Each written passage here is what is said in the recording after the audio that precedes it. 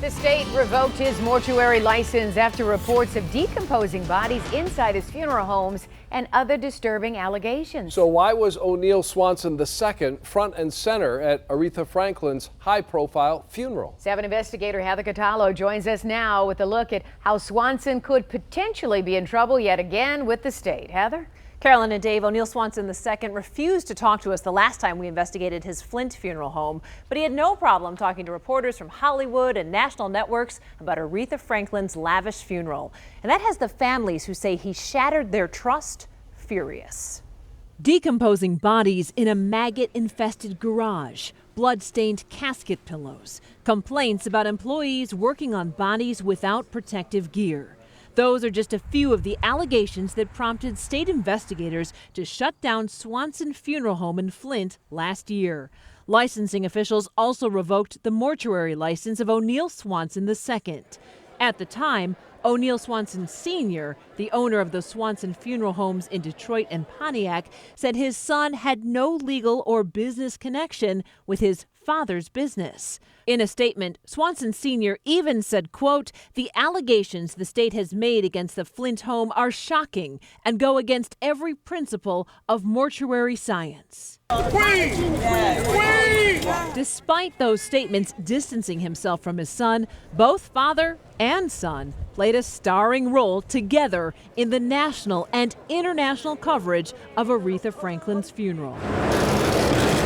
The Detroit-based Swanson's funeral home provided the classic Cadillac LaSalle hearse that carried the Queen of Soul to her final resting place. While fans flocked to the public viewing, O'Neill Swanson II gave interviews to CNN, Entertainment Tonight, even to 7 Action News. I'm just proud to be a part of providing a ceremonial tribute like this one. I can't believe he's allowed to do this. Patricia Williams also doesn't believe the ashes she received from Swanson Funeral Home in Flint back in 2012 were from her mother.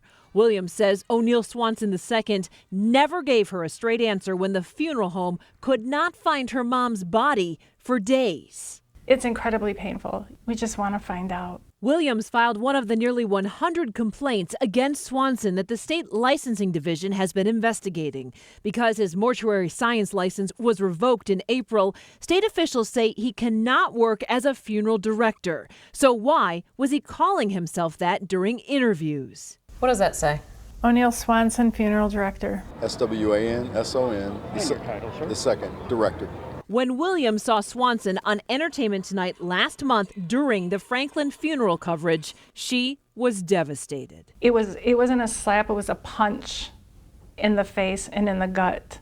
And then all the calls started coming to me. Are you watching this? Do you see this? The state has fined Swanson $34,100. He has only paid $5,000 of that fine that was due back in May.